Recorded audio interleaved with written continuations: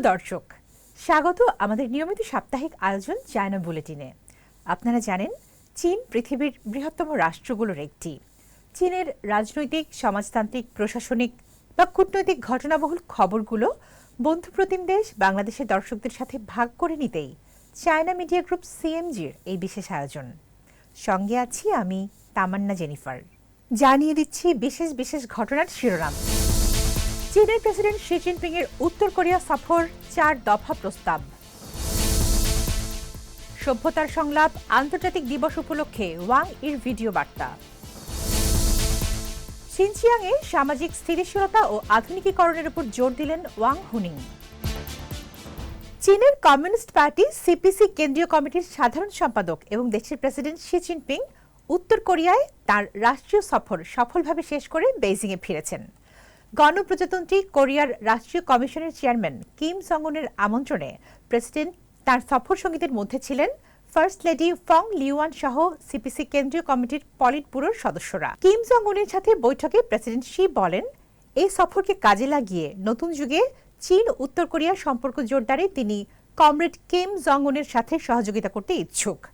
আর এই সহযোগিতার লক্ষ্য হবে দুদেশের জনগণের জন্য কল্যাণ বয়ে আনা এবং আঞ্চলিক ও বিশ্বশান্তি, স্থিতিশীলতা আর সমৃদ্ধিতে ইতিবাচক অবদান রাখা। এ সময় নতুন যুগে দ্বিপাক্ষিক সম্পর্ক উন্নয়নে 4 দফা প্রস্তাব পেশ করে শি জিনপিং বলেন, চীন ও উত্তর কোরিয়ার ঐতিহ্যগত মৈত্রী দুপক্ষের অভিন্ন আদর্শ ও সংগ্রামের ভিত্তিতে উন্নত হয়, যা সুগভীর ইতিহাস, স্থির রাজনৈতিক ভিত্তি ও সুসংবদ্ধ মৈত্রীর বন্ধনে আবদ্ধ। আন্তর্জাতিক পরিস্থিতি পরিবর্তিত হলেও চীন ও উত্তর কোরিয়ার সহযোগিতা পরিবর্তিত হবে না। কমরেড কিম জং উনের নেতৃত্বাধীন উত্তর কোরিয়ার সমাজতান্ত্রিক কর্তব্যের প্রতি চীনের সমর্থনে পরিবর্তন ঘটবে না এবং দ্বিপাক্ষিক স্বার্থ ও কৌশলগত পরিবেশ সংরক্ষণে প্রতিজ্ঞার পরিবর্তন আসবে না। সফরকালে শি জিনপিং কিম জং উন ও ফার্স্ট লেডি রি সলজু আয়োজিত মধ্যাহ্নভোজে অংশ নেন। পরে তাদের সাথে নিয়ে পিয়ং ইয়ং জিমনেশিয়ামে সর্বস্তরের মানুষের সাথে একটি বিশেষ অনুষ্ঠান উপভোগ করেন তিনি। এ সময় চীন উত্তর কোরিয়া মৈত্রী মিনারও পরিদর্শন করেন শি জিনপিং ও ফং লিউয়ান। 10 জুন আন্তর্জাতিক সভ্যতার সংলাপ দিবস 2026 উপলক্ষে চীনের জনগণের উদ্দেশ্যে একটি ভিডিও বার্তা পাঠান চীনের পররাষ্ট্রমন্ত্রী ওয়াং ই। সোমবার পাঠানো বার্তায় ওয়াং বলেন, 3 বছর আগে বৈশ্বিক সভ্যতার প্রস্তাব পেশ করেন চীনের প্রেসিডেন্ট শি জিনপিং, যাতে বিভিন্ন সভ্যতার সুষম সহাবস্থানের দিক নির্দেশনা আছে। এই দিবস তার প্রস্তাব বাস্তবায়নের গুরুত্বপূর্ণ পদক্ষেপ। তিনি আরও বলেন, অব্যাহতভাবে মানবজাতির অভিন্ন কল্যাণের ভিত্তি সুসংবদ্ধ করতে 4 দফা প্রস্তাব পেশ করেছে চীন।